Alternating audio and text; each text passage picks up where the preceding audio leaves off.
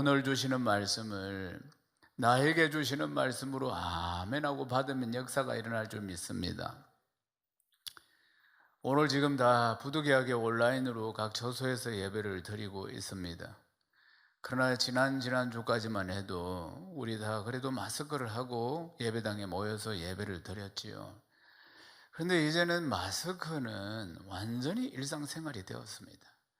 이전에 3월 이전에는 생각도 못한 세상이 지금 진행되고 있는 것입니다. 마스크는 완전 필수품이죠. 안경 쓰는 분이 안경 찾아서 늘 가지고 다니듯이 이제 이 마스크는 완전히 우리 스마트폰처럼 딱 붙어서 다니는 필수품이 되었습니다. 그런데 이제 이 코로나가 터졌을 때 초반에는 마스크를 쓰는 게 일상화되어 있지 않았기 때문에 사람들이 다 마스크를 써야 된다니까 마스크를 구하려고 하니까 풍기 현상이 일어나가지고 마스크 하나 사기 위해서 그래 오랜 시간 줄 서 있고 이런 참 웃지 못할 풍경들이 일어나기도 했습니다. 근데 지금은 이제 마스크를 3월 이후부터 하여튼 계속 우리가 2월도부터 이제 이래 쓰게 되면서부터 요즘 보면은 마스크도 굉장히 디자인이 다양한 것 같아요. 주일날 우리 성도들이 마스크를 하고 이렇게 오는데 보면은 어떻게 저런 마스크도 있을까? 오색 찬란한 마스크, 꽃들로 만들어진 마스크 디자인이 하얀 마스크가 있는 반면에 여러 다양한 마스크들이 지금은 나오고 있는 것을 볼 수 있습니다. 그런데 이제는 마스크를 쓰고 일상생활을 해야 되기 때문에 이제 삶들의 패턴이 달라졌다는 것이에요. 그러나 마스크를 쓰고 일상생활을 해야 하는데 근무도 마스크를 쓰고 해야 되잖아요. 그러니까 사람을 상대하거나 상담을 하거나 아니면 영업을 하거나 이런 데는 사람이 얼굴을 보고 얼굴을 보여주면서 이렇게 영업을 하거나 물건을 판매하거나 이렇게 해야 되는데 마스크를 하고 있기 때문에 표정을 보여줄 수 없잖아요. 그러니까 많은 지장을 받고 있는 게 또한 사실입니다. 실제로 보면은 저도 이제 마스크를 하고 우리 성도들과 사회적 거리를 두고 띄엄띄엄 앉아서 예배를 드리면 실제로 우리 성도들이 말씀을 지금 잘 듣고 있는 건가, 보통 이렇게 표정을 보면 알 수가 있는데 은혜를 받고 있는 건가 하는 걸 잘 모르겠어요. 마스크 때문에. 근데 6월 하순에 일본에서 이런 일이 있었어요. 일본 나고야에 위치한 한 백화점에서 이제 백화점 문 열기 전에 매니저들 40명을 불러가지고 미소 트레이닝을 받게 했어요. 얼굴에 미소 짓는 거 트레이닝을 받게 했어요. 그런데 이전에는 백화점 가면 모두 다 방글방글 웃고 다 그렇죠. 어느 백화점들 다 마찬가지지만 방글방글 웃고 백화점은 손님들에게 친절하게 대하잖아요. 특별히 그거 훈련 많이 하죠, 보면은. 그런데 지금 이 표정이 마스크를 하기 때문에 전달이 되지 않는 것입니다.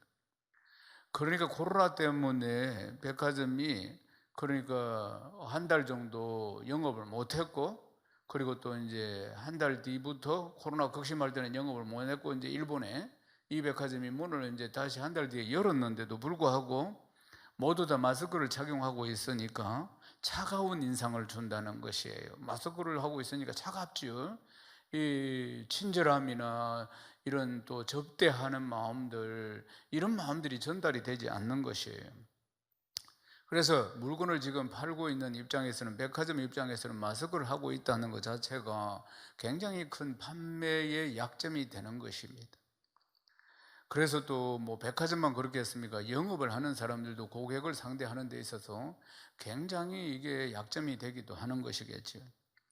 그래서 이제 이 백화점의 연구를 매니저들이 한 게 뭐냐면은 마스크를 하고 있으면서도 친절한 표정을 보여주는 것이었어요.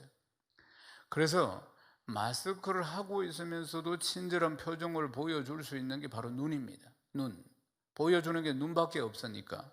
그리고 이전에는 이 사람이 이제 친절하게 할 때는 이빨을 내면서 미소를 이렇게 지으면서 보여줬는데 눈을 이렇게 떠서, 그런데 이제 지금 그게 안 되기 때문에 어떻게 했느냐, 눈꼬리를 반달 모양으로 싹 이렇게 내려서 싹이 반달 모양으로 눈을 탁 웃으면서 미소를 지으면서, 눈으로 미소를 지으면서 그렇게 입으로 미소를 짓는 게 아니라 눈으로 미소를 지으면서 이제 보여주는 것, 맞이하는 것, 이런 걸 훈련을 시켰더니, 그런데 백화점을 열었지만은 마스크 쓰고 그냥 이전처럼 고객을 맞이할 때는 자꾸 매출이 떨어졌는데, 그렇게 참 미소를 지으니까 그때부터 고객들이 더 많이 찾아오고 매출이 올라가고 그런 아주 좋은 일들이 이 백화점에 일어나고 있다는 것입니다.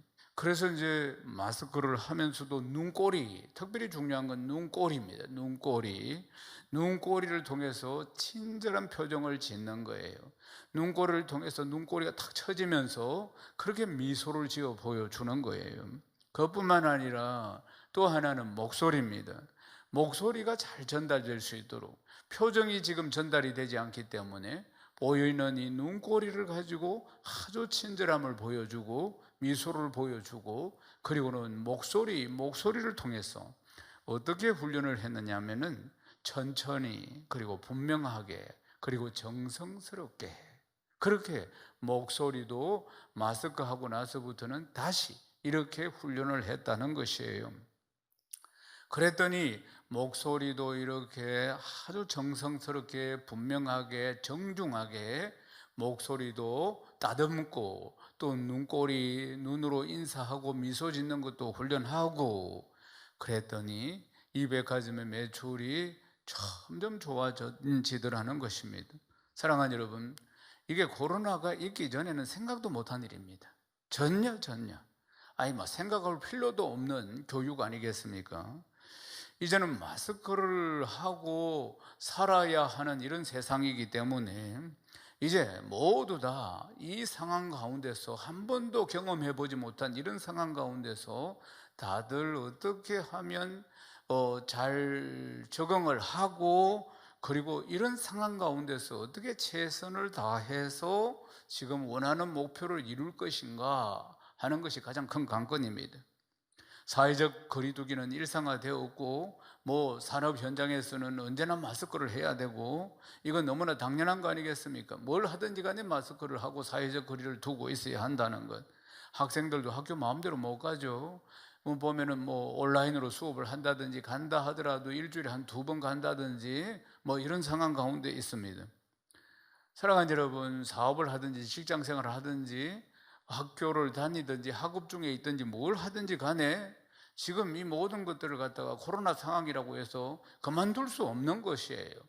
학생이 학업을 그만둘 수가 없는 것이고, 사업하는 사람이 사업을 그만둘 수 없는 것이고, 직장 생활을 그만둘 수 없는 거 아니겠습니까? 이러한 새롭게 당면한 이런 상황 가운데서도 최선의 방법을 찾아가야 하는 것이죠. 마치 마스크를 쓰고도 미소를 짓는 걸 훈련한다든지, 목소리를 더 잘 내기 위해서 훈련하는 것처럼 말이에요. 생업을 위한 것도 다 마찬가지고, 상황과 환경이 이렇다 할지라도 이걸 절대로 우리가 포기할 수 없는 것이라는 것입니다. 사랑하는 여러분, 특별히 우리 그리스도인도 역시 마찬가지입니다. 우리가 예수 믿는 사람으로서 이 땅에 살아가는 데 있어서도 지금 이러한 문제 가운데서, 이런 상황 가운데서 우리가 그리스도인답게 어떻게 우리의 사명을 감당하면서 살아야 할 것인가 하는 것이에요. 주께서 우리에게 맡겨주신 사명이 뭡니까? 마태복음 28장 18절에서 20절, 주님이 마지막으로 유언처럼 남기신 말씀이 우리의 사명인데, 너희는 모든 민족에 가서 복음을 전하라, 온 천하 만민에게 복음을 전하라 말씀하신 거예요. 복음 전하는 사명, 이것이 그리스도인들에게 주어진 사명인 것입니다. 사랑하는 여러분, 우리가 이런 상황 가운데서 우리 그리스도인들에게 주어진 이 사명을 어떻게 감당할 것인가 하는 것입니다. 오늘 우리가 읽은 디모데후서 말씀은 사도 바울이 제자인 디모데에게 보내는 편지입니다. 이전에 성경은 다 편지였는데 지금은 이렇게 전서, 후서, 이렇게 이제 성경으로 엮여져 있습니다. 디모데후서는 사도 바울이 보낸 여러 서신서 중에서 마지막 편지가 되겠습니다.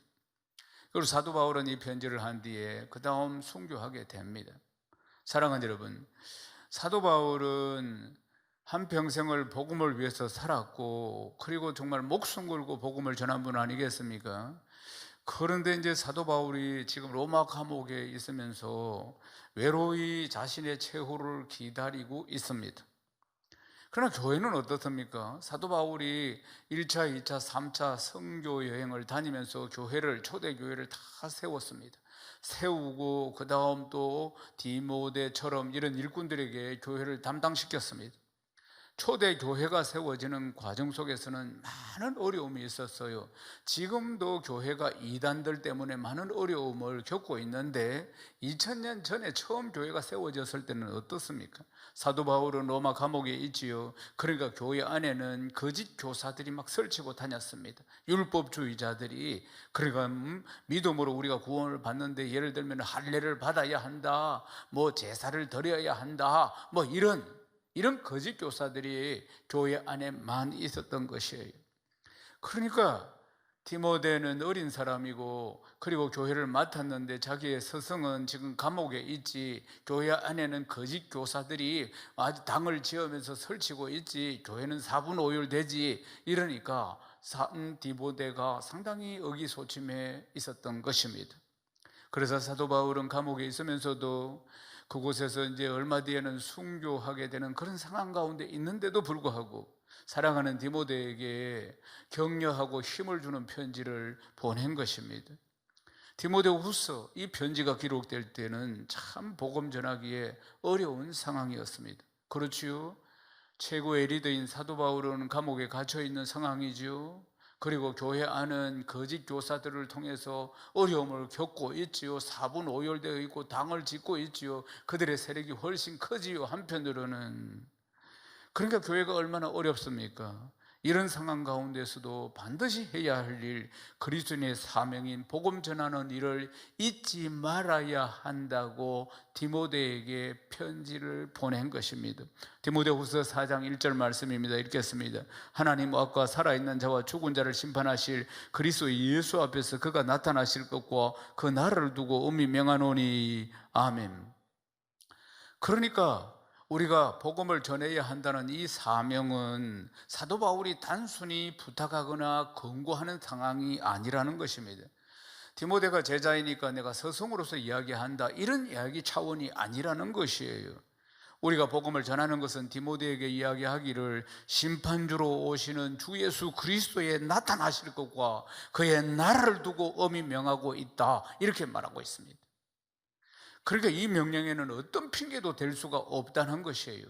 주 예수 그리스도와 그의 나라, 하나님 나라를 두고 엄히 명령한다, 이렇게 말씀하고 있는 것입니다. 디모데후서 4장 2절 읽겠습니다. 너희는 말씀을 전파하라. 때를 얻든지 못 얻든지 항상 힘써라. 범사에 오래 참음과 가르침으로 경책하며 경계하며 권하라. 아멘. 1절에 엄히 명한다. 예수 그리스도와 오실 예수 그리스도와 하나님 나라를 향해서 정말 엄히 명한다. 하나님 나라를 두고 내가 명한다, 이렇게 말씀하시면서 사도 바울은 때를 얻든지 못 얻든지 복음을 전해야 한다, 이렇게 말씀하고 있는 것입니다. 때를 얻든지 못 얻든지 그렇게 복음을 전해야 된다. 이게 우리의 사명이다. 교회 안이 어떤 상황에 있든지 여러 가지 사회적인 상황이 어떻든지 우리는 때를 얻든지 못 얻든지 복음을 전하는 것이 우리의 사명이라고 이야기하는 것입니다. 목숨에 위협이 온다 할지라도, 어느 상황이 온다 할지라도 우리는 복음을 전해야 한다. 사도 바울은 실제로 그렇게 살았습니다. 1차 선교여행, 2차 선교, 3차 선교를 전평생을 선교하며 다니면서 교회를 세우고 많은 참 고난을 겪었지만, 그러나 어느 상황에서인지 뭐 죄수로 끌려가고 있는 상황 속에서도 복음을 전했고, 빌립보 감옥에 갇혀 있을 때도 복음을 전하고, 사도행전 16장에 보면은 빌립보 감옥에 복음 전하다가 바울과 실라가 함께 갇혔습니다. 그 지하 감옥에 갇혔는데 하나님이 지진을 보내서 천사들을 보내서 막 옥문을 다 열고 창고가 다 풀리도록 했습니다. 같이 잡혀있던 죄수들은 탈옥을 하고 그런 상황 가운데서, 그러나 사도 바울은 나가지 않았습니다. 대단하죠. 옥문을 열었는데도 나가지 않았습니다. 왜냐하면 그는 반드시 이 감옥에는 구원받기로 작정된 자가 있다는 사실을 믿었기 때문입니다. 하나님이 이 감옥에 보낸 까닭은 저 영혼 구원하게 하시기 위함이라는 것을 사도 바울은 확실히 알고 있었던 것이에요. 그러니까 기다리고 있었습니다. 다 나가도 기다렸어요. 그러니까 간수가 뒤늦게 옥문이 열리고 죄수들이 다 탈출했다는 걸 알게 되고는 그냥 내일 되면 자기가 이 책임 때문에 목숨을 잃게 될 것을 미리 알고 자기가 칼을 뽑아서 자기를 하려고 할 때 사도 바울이 멈춰라, 우리가 여기 있다, 응? 그렇게 이야기하니까 깜짝 놀래가지고 주여, 내가 어떻게 하면 구원을 받을 수 있습니까? 그러니까 그 유명한 말씀, 주 예수를 믿으라, 그리하면 너와 내 집이 구원을 받으리라, 그렇게 사도행전 16장 31절에 말씀합니다. 그리고는 그가 예수 믿고 구원받고, 그리고 그 가족들이 다 예수 믿고 구원받고, 그곳에 행복 모임이 열리고, 또 그곳에 점점 성장하여서 교회가 되는, 빌립보 교회가 되는 역사들이 일어난 거 아니겠습니까? 사랑하는 여러분, 우리가 주께 받은 이 사명이 있는데, 이 사명은 때를 얻든지 못 얻든지 복음을 전하는 것입니다. 아멘이십니까? 아무리 어려운 상황이라 할지라도, 아무리 어려운 환경이라 할지라도 우리가 복음을 전가하는 이 일은 우리의 사명이기 때문에 결코 타협이 없다는 사실입니다. 사랑하는 여러분, 이러한 위기 속에서 하나님의 계획하심과 하나님의 뜻이 어디에 있느냐 하는 것입니다. 이런 위기 상황 속에서, 이 불안과 염려의 상황 속에서 하나님께서는 이 연약한 인생을 구원하시기를 원하시고, 그리고 그리스도의 몸된 교회가 이런 상황 가운데서 더 든든히 세워지기를 원하시고, 그리고 하나님 나라가 회복되고 하나님 나라가 확장되기를 원하십니다. 아멘이십니까? 그래서 우리는 행복 모임을 열고 복음을 전하는 것입니다. 사랑하는 여러분, 이 시대에 우리가 어떻게 해야지 교회를 든든히 세워나갈 수 있겠습니까? 우리가 바로 세상 속의 교회가 되어야 하는 것입니다. 앞으로 시대는 이 교회 건물 속으로 사람들이 얼마나 들어오느냐, 이것보다는 세상 속으로 얼마나 많은 그리스도인을 보내었는가, 이것이 참으로 중요한 것입니다. 우리가 복음을 전하는 것은, 행복 모임을 열어서 복음을 전하는 것은 너무너무 중요한 시대를 지금 우리가 살고 있다는 것입니다. 왜요? 행복 모임을 통해서 세상 속에서 교회를 세우는 것입니다. 사랑하는 여러분, 세상 속에서 교회를 세워나가야 하는 것입니다. 우리 모든 그리스도인들은 이제 세상 속으로 들어가서 세상 속에 행복 모임을 열고 복음을 전하는 교회를 세워야 한다는 것입니다. 내 삶의 터전에서 복음을 전하는 교회가 되어야 하는 것입니다. 내 삶의 터전에서 복음을 전하는 귀한 사역을 잘 감당하는 몸된 교회들이 다 되시기를 주님의 이름으로 축원합니다. 이 시대의 역사의 흐름을 우리가 잘 살펴야겠습니다. 이러한 상황 가운데서도 상황이나 환경을 핑계대는 것이 아니라 그리스도의 제자로서 지혜롭게 세상 속의 교회가 되어서 살아가야 한다는 것입니다. 이제 세상 속으로 들어가는 교회입니다. 세상 속에 침투에 들어가는, 복음을 들고 침투에 들어가서 이 도시를 복음화시키고, 그리고 우리 민족을 복음화시키고 열방을 복음화시키는 교회가 되어야 할 줄로 믿습니다. 사랑하는 여러분, 복음을 붙들고 내 삶의 자리에서 그리스도의 충성된 제자로, 그리스도의 몸된 교회로 살아갈 수 있기를 주님의 이름으로 축원합니다. 사랑하는 여러분, 어쩌면 이제부터 열어가는 행복 모임은 지금까지 열었던 행복 모임보다도 더 많은 영적인 싸움이 기다리고 있는지 모릅니다. 그래서 우리는 더 말씀과 성령이 충만해야 합니다. 더 철저히 양육과 훈련을 받아서 무장을 잘 해야 한다는 것입니다. 그래야만이 이 치열한 영적인 싸움 가운데 오직 주 예수 그리스도와 복음을 붙들고 흔들리지 않고 갈 수가 있지만, 그러나 연약하거나 말씀과 성령이 충만하지 못할 때는 언제 이쪽 세상을 손잡게 될는지 모른다는 것입니다. 순식간에 복음이 아니라 주 예수 그리스도가 아니라 타협하고 세상을 선택할 수 있다는 사실입니다. 사랑하는 여러분, 말씀과 성령이 충만하기를 주의 이름으로 축원합니다. 더 철저히 양육과 훈련을 받아서 흔들리지 않는 그리스도인 되어야 할 줄로 믿습니다. 주님의 기쁨이 나의 기쁨 되시기를 주님의 이름으로 축원합니다. 마태복음 18장 12절에서 13절 말씀 읽겠습니다. 너희 생각에는 어떠하냐? 만일 어떤 사람이 양 100마리가 있는데 그 중에 하나가 길을 잃었으면 그 99마리를 산에 두고 가서 길 잃은 양을 찾지 않겠느냐? 진실로 너희에게 이르노니 만일 찾으면 길을 잃지 아니한 99마리보다 이것을 더 기뻐하리라. 더 기뻐하리라. 더 기뻐하리라. 이런 한 마리의 양을 찾는 기쁨 말입니다.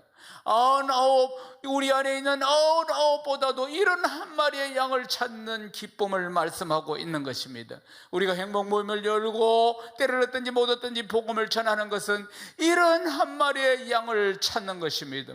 이런 한 마리의 양이 주께로 돌아올 때 천국에는 잔치가 벌어질 것이고 하나님 우리 아버지의 기쁨이 넘친다는 사실입니다. 사랑하는 여러분, 하나님 아버지의 기쁨이 우리의 기쁨인 것입니다. 그분의 기쁨이 우리의 기쁨임을 믿으시기를 주님의 이름으로 축원합니다. 사랑하는 여러분, 우리가 이 모든 사역을 통해서 주님의 기쁨이 되는 것이 우리의 소망이요 우리의 사명임을 믿으시기를 주님의 이름으로 축원합니다. 마태복음 25장 21절 말씀을 읽겠습니다. 그 주인이 이르되 잘하였도다 착하고 충성된 종아, 네가 적은 일에 충성하였으며 내가 많은 것을 내게 맡기리니 내 주인의 즐거움에 참여할지어다 하고. 아멘. 사랑하는 여러분, 주인이 5달란트를 맡기고 한 종은 2달란트 맡기고 한 종은 1달란트를 맡겼는데 어느 날 때가 되어서 돌아오 보니까 5달란트를 받은 종은 또 5달란트를 남겼고 2달란트 받은 종은 2달란트로 갑절로 남겼고 1달란트 받은 자는 땅에 묻어두고 그냥 아무것도 하지 않았다는 것입니다.